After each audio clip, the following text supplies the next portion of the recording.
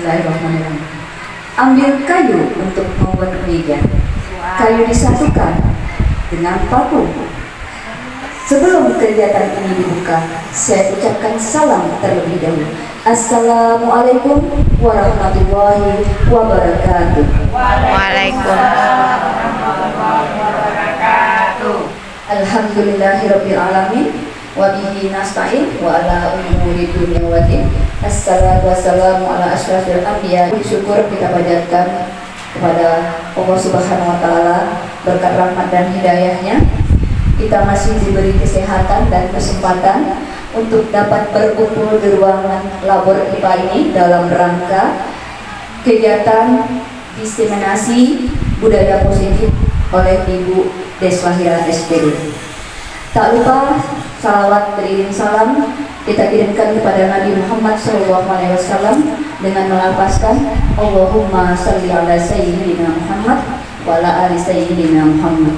Semoga dengan kita memperbanyak salawat, kita akan mendapatkan syafaatnya di yaumil akhir kelak. Amin, amin, ya rabbal alamin. Yang terhormat Bapak Bastian MPD selaku Kepala SMP Negeri 2 Tembilahan Hulu. Yang terhormat Bapak Ibu Majelis Guru SMP Negeri 2 Tembilahan Hulu dan Ibu Deslahira selaku calon guru penggerak angkatan 9 yang kita banggakan. Baiklah, untuk tidak memperpanjang waktu, kita mulai pada acara pertama, yaitu dengan menyanyikan lagu Indonesia Raya yang mana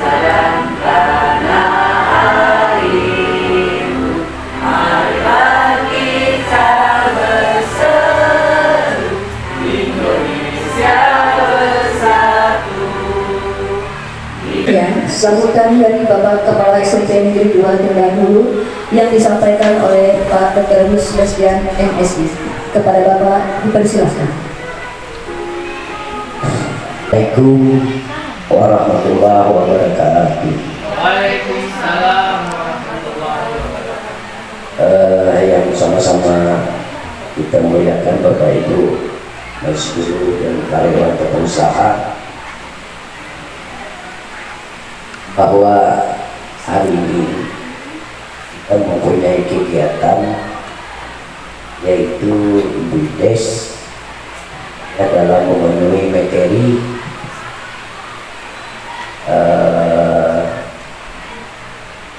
guru penggeraknya itu.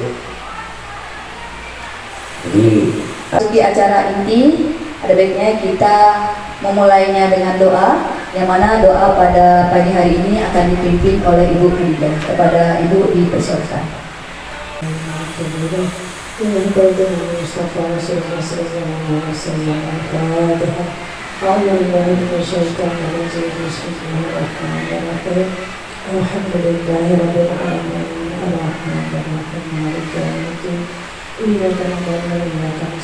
Acara inti yaitu penjelasan materi penyebaran budaya positif dari Ibu Deslahira SPD. Kepada Ibu dipersilakan.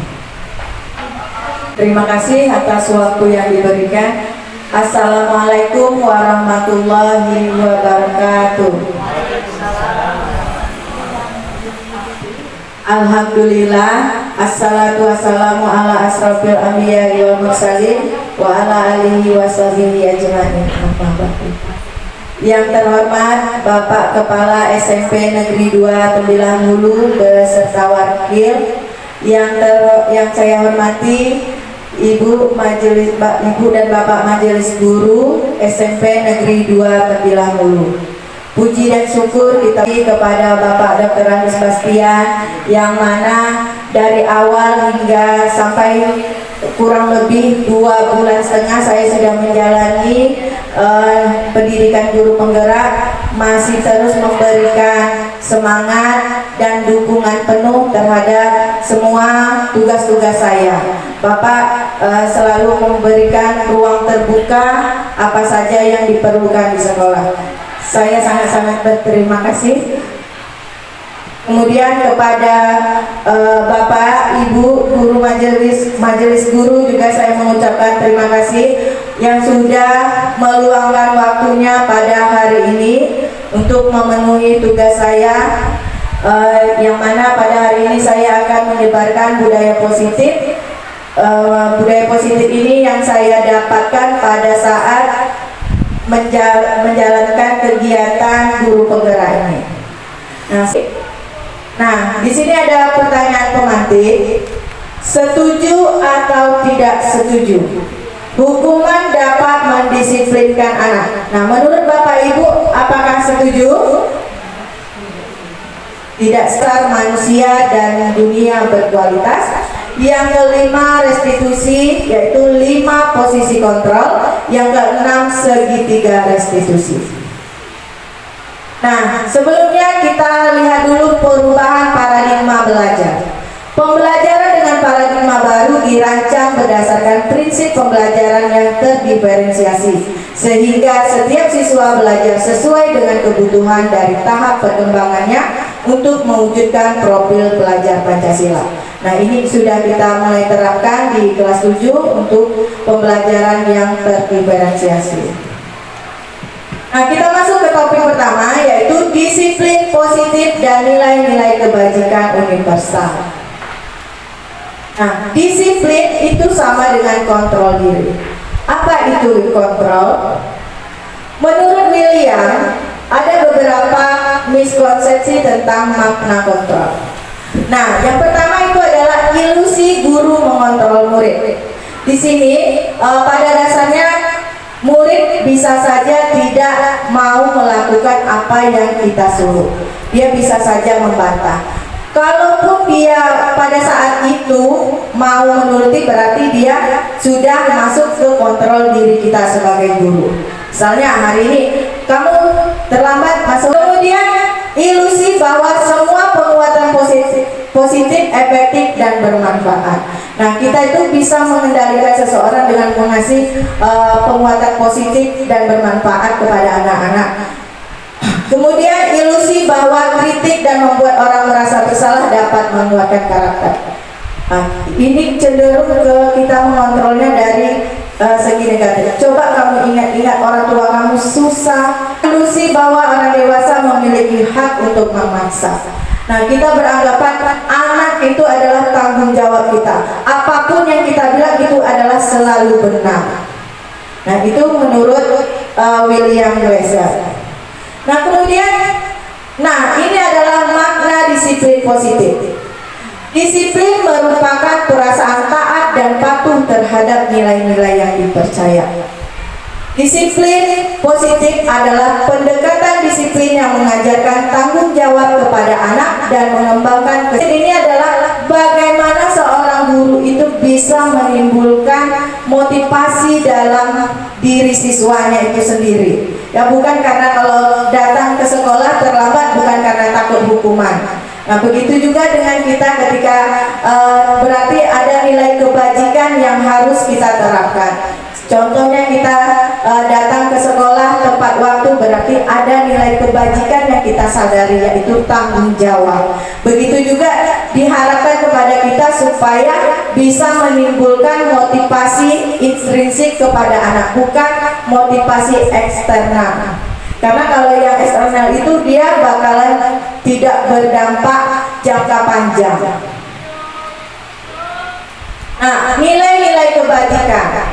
Disiplin sebagai bentuk kontrol diri, contohnya dari nilai-nilai kebajikan yang bisa kita terapkan adalah misalnya tanggung jawab, saling menghargai, saling menyayangi, dan banyak lagi nilai-nilai kebajikan yang perlu kita gali supaya anak-anak kita itu bisa timbul motivasi intrinsiknya. Nah, bagaimana kita sekarang sudah ketahui bahwa ada nilai kebajikan yang harus kita timbulkan, yaitu dari profil pelajar Pancasila. Nah, yaitu beriman dan bertakwa. Nah, teori kita masuk ke materi kedua, yaitu teori motivasi, hukuman dan penghargaan restitusi. Teori motivasi itu ada dua, motivasi eksternal dan internal. Nah, untuk mengetahuinya, yang pertama itu adalah untuk menghindari ketidaknyamanan atau hukuman apa yang akan terjadi apabila saya tidak melakukan. Jadi dia mencari tahu, kalau tidak ini penyebabnya nanti saya dihukum. Nah, itu masih berarti motivasinya dari eksternal. Yang kedua, untuk mendapatkan imbalan dari orang lain. Apa yang akan saya dapatkan? Anak-anak kita kan sering, nanti apa-apanya Bu, kamu ngapa Bu? Berarti dia masih timbulnya motivasi eksternal. Nah, yang kita harapkan itu adalah untuk menghargai diri sendiri. Saya akan menjadi orang yang seperti apabila saya melakukan. Nah, misalnya kalau saya tekun sekolah, mengerjakan PR, ini adalah memang kewajiban saya. Kalau saya menjadi anak yang pintar, berguna juga buat saya masa depan. Berarti itu adalah sudah motivasi internal yang timbul dari siswa kita. Hukuman dan konsekuensi dan restitusi. Nah, inilah dia gambaran perbedaan antara hukuman, konsekuensi, dan restitusi. Kalau hukuman itu adalah identitas gagal, kemudian kalau konsekuensi atau restitusi sudah menggambarkan identitas sukses. Hukuman itu biasanya sifatnya sesuatu yang menyakitkan harus terjadi. Tidak nyaman untuk murid untuk jangka panjang. Korban tidak mendapatkan keadilan. Murid anak akan tersakiti. Perilaku pasif agresifnya meningkat. Itu adalah sesuatu harus terjadi. Tidak nyaman untuk murid, anak untuk jangka waktu pendek. Nah, hukumannya itu, konsekuensinya itu hanya berselang jangka pendek, tidak untuk selamanya. Kemudian korban bisa diabaikan, murid atau anak tidak nyaman, penguatan hanya bertahan dalam jangka waktu pendek. Membantu penerapan ini adalah bukan sebuah hukuman ataupun konsekuensi, tapi kita nanti akan mengembalikan kepada anak solusi apa yang mereka tawarkan. Nah, berdasarkan bagan di atas, maka kita bisa menyimpulkan bahwa hukuman bersifat tidak terencana atau tiba-tiba. Anak atau murid tidak tahu apa yang akan terjadi dan tidak dilibatkan. Hukuman bersifat satu arah dari pihak guru yang memberikan, dan murid hanya menerima suatu hukuman tanpa melalui suatu kesepakatan atau pengarahan dari pihak guru, baik sebelum atau sesudahnya. Nah, hukuman yang diberikan bisa berupa fisik maupun psikis. Murid atau anak disakiti oleh suatu perbuatan. Jadi hukuman itu tidak adanya aturan yang akurat. Nah, bisa saja hari ini dia melakukan kesalahan, hukumannya ini. Besok dia melakukan kesalahan, hukumnya yang ini. Berarti tidak adanya konsekuensi yang akurat, itu sudah termasuk hukuman. Nah, kita masuk ke materi ketiga, yaitu keyakinan kelas. Mengapa tidak peraturan saja? Mengapa harus keyakinan kelas? Keyakinan kelas ini kalau kemarin kita kenal dengan peraturan, tapi kalau sekarang disebut keyakinan kelas. Kenapa keyakinan kelas? Karena itu diharapkan yang diyakini oleh siswanya. Apa yang diyakininya? Mau memimpikan sekolah yang seperti apa? Mau memimpikan kelas yang seperti apa? Mereka yakin dengan melakukan tindakan seperti ini, maka kelasnya tidak ribut. Misalnya seperti itu, maka disebut dengan keyakinan kelas. Ini ada contohnya. Mengapa kita memiliki peraturan harus menggunakan helm bila mengendarai kendaraan roda 2? Nah, mungkin kalau dalam memang motivasi dalam diri kita, jawabannya adalah untuk keselamatan. Tapi kalau untuk eksternal, itu jawabannya takut ditilang polisi. Nah, kemudian mengapa kita memiliki peraturan 3M, menggunakan masker, mencuci tangan, dan menjaga jarak 1,5 meter? Nah, kemungkinan jawabannya adalah untuk kesehatan.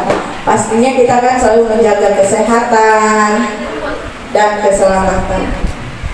Nah, mengapa tidak peraturan saja, mengapa harus keyakinan kelas? Nilai keselamatan atau kesehatan inilah yang kita sebut sebagai suatu keyakinan. Kita yakin dengan memakai helm kita menjaga keselamatan kita. Seseorang akan lebih tergerak dan bersemangat untuk menjalankan keyakinannya daripada hanya sekedar mengikuti serangkaian peraturan tertulis. Nah, biasanya kita juga yakin kita ini seperti ini. Otomatis biasanya itu akan timbul sendiri motivasi intrinsiknya dalam diri kita karena kita sudah meyakini. Nah, kemudian murid-murid pun demikian, mereka perlu mendengarkan dan memahami arti sesungguhnya tentang peraturan yang diberikan. Apa nilai kebajikan di balik peraturan tersebut? Apa tujuan utamanya dan menjadi tidak tertarik atau takut sehingga hanya sekedar mengikuti serangkaian peraturan yang mengatur mereka tanpa memahami tujuan mulianya. Nah, ini ada prosedur pembentukan keyakinan kelas. Ini biasanya dilakukan di awal pembelajaran. Bapak Ibu wali kelas ataupun guru mapel bisa melakukan keyakinan kelas kepada kelasnya. Nah, langkah pertamanya adalah mempersilakan warga sekolah atau murid di sekolah untuk bercurah pendapat tentang peraturan yang disepakati. Jadi guru bersama murid itu berdiskusi kira-kira keyakinan apa yang harus ada di kelas ini. Nah, yang kedua adalah mencatat semua masukan dari para murid. Bisa kita menyebarkan sebuah kertas kepada anak dan satu anak diberikan satu keyakinan yang mereka hendaki. Nah, setelah itu baru susunlah keyakinan kelas sesuai prosedur pembentukan keyakinan kelas. Setelah siswa kita menulis di satu kertas, bisa menempelkan ke depan dan kita akan memilah mana keyakinan yang sama, kemudian disatukan. Setelah itu kita pilih lagi ini termasuk ke dalam nilai kebajikan apa. Nah, kemudian kita ganti kalimat yang negatif menjadi kalimat positif. Nah, jangan ribut, itu berarti bernada negatif. Maka kita ganti misalnya tenang dalam belajar, seperti itu. Nah, kemudian setelah terkumpul sudah dicatat, kita tinjau lagi apa yang menjadi kesimpulan tadi. Nah, kalau sudah kita dapatkan, nah untuk keyakinan kelas ini tidak perlu banyak-banyak. Yang jelas gampang diingat oleh anak. Setelah jadi nanti keyakinan kelas itu bisa kita tempel di kelas dan ditandatangani oleh siswa. Jadi itu sudah memang merupakan keyakinan yang tidak bisa mereka langgar. Nah, kemarin saya sudah mulai menerapkan kegiatan membuat keyakinan kelas. Di sini terlihat anak sedang menuliskan keyakinan yang mereka anggap benar. Kemudian setelah mereka menulis, mereka menempelkan ke depan. Nah, kemudian kami mengidentifikasi keyakinan mana yang sama. Kemudian kami ambil satu kesimpulan yang mana nanti menjadikan sebuah keyakinan kelas di kelas tersebut. Kemarin saya melakukan di kelas 72. Ya, 72.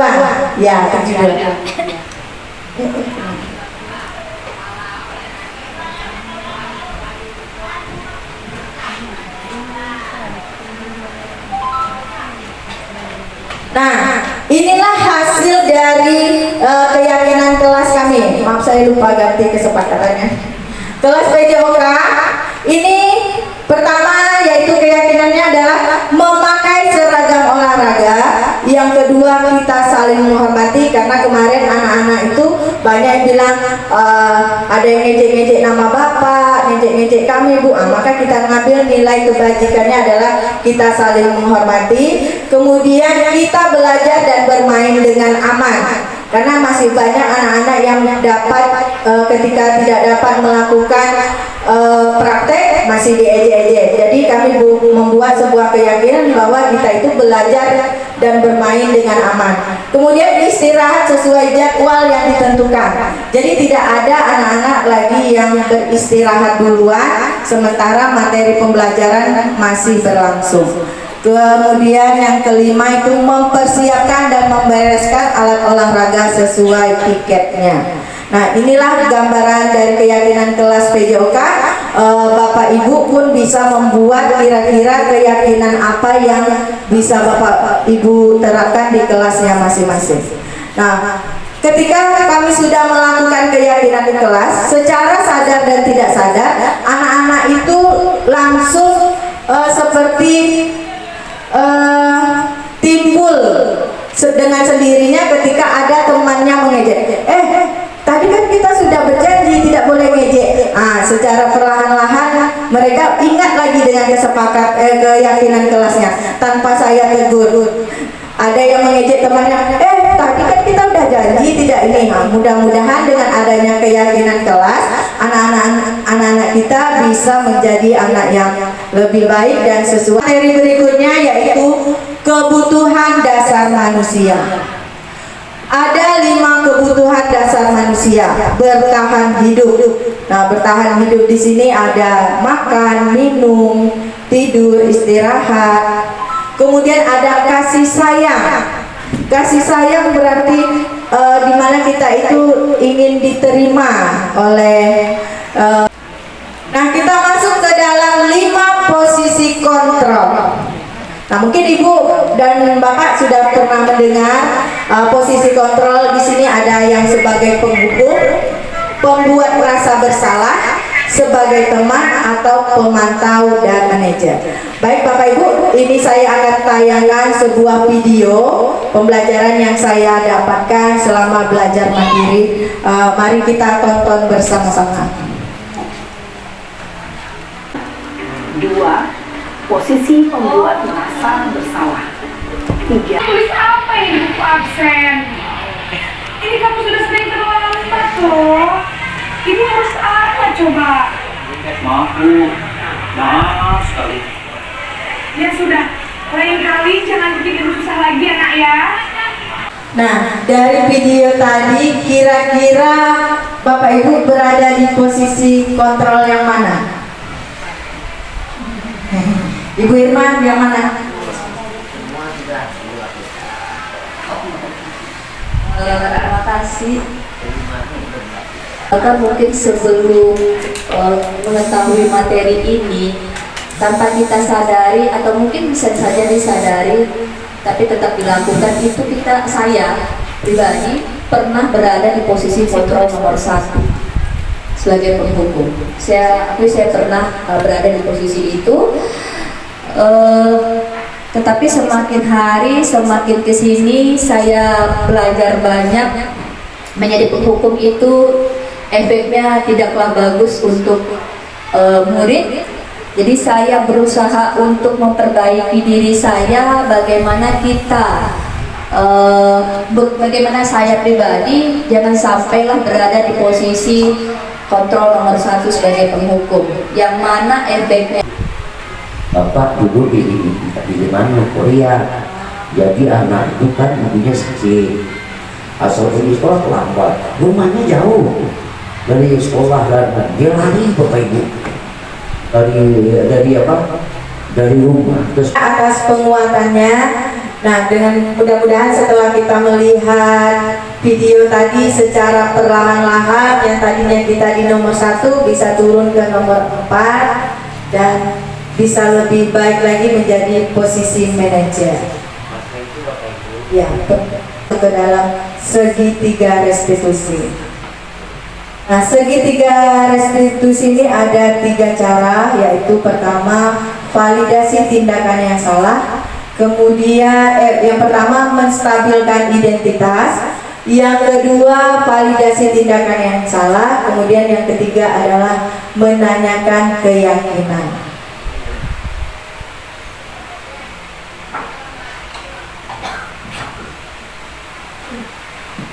Untuk cara melakukan validasi tindakan salah,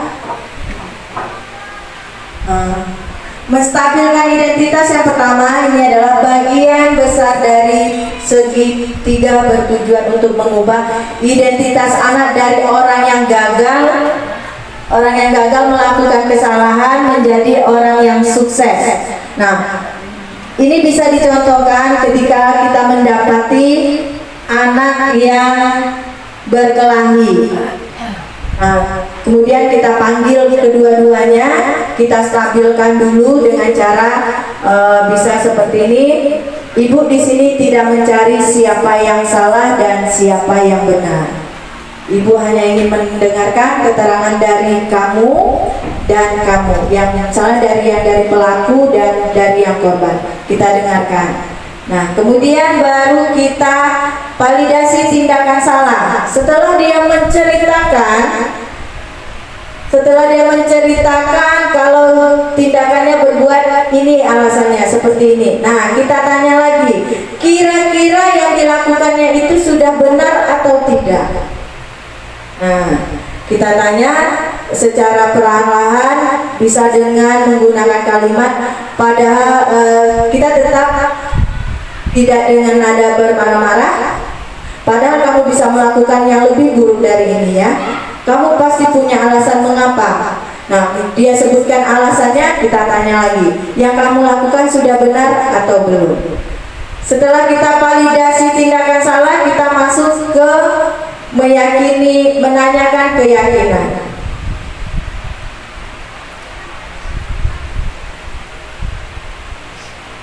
Menanyakan keyakinan di sini, sebelumnya kita sudah membuat keyakinan sekolah atau keyakinan kelas. Kita tanyakan apa yang dilakukannya sudah sesuai tidak dengan keyakinan kelas kita.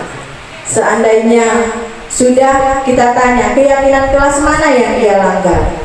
Setelah itu baru kita tanya, dari kejadian ini apa yang bisa kamu perbaiki? Bagaimana cara kamu menebus kesalahanmu? Nah, nanti anak akan mencari atau memecahkan masalahnya sendiri. Kemudian kita tanya lagi sama yang si korban, kira-kira si korban maunya seperti apa yang pelaku ini? Maka di situ kita tidak langsung mengambil satu keputusan, tetapi anak tersebut yang memecahkan masalahnya dengan menawarkan bagaimana cara dia memperbaiki kesalahannya. Oke, Bapak Ibu, saya sudah memaparkan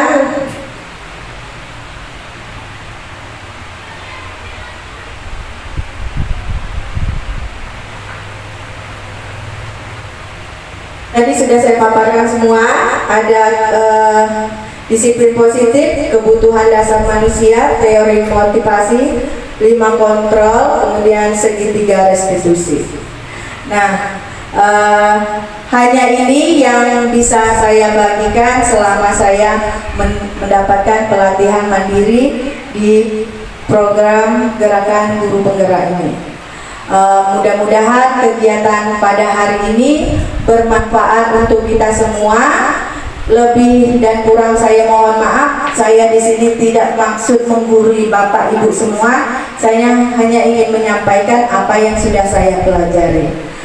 Demikian. Assalamualaikum warahmatullahi wabarakatuh.